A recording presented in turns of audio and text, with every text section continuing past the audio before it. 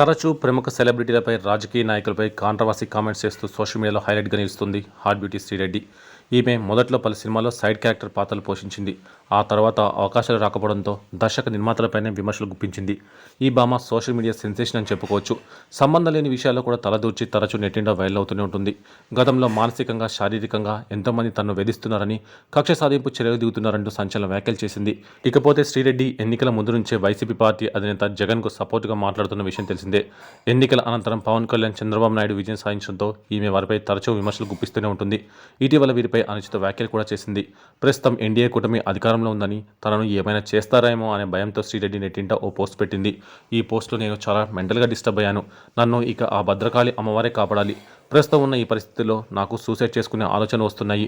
ఒకవేళ నేను ఆత్మహత్యకు పాల్పడితే దానికి కారణం మీడియా అండ్ టీడీపీ, జనసేన పార్టీలే. నేను ఎన్ని డేస్ బతుకుతానో కూడా నాకు తెలియట్లేదు. నాకు చనిపోవాలని ఉందని శ్రీరెడ్డి చెప్పుకొచ్చి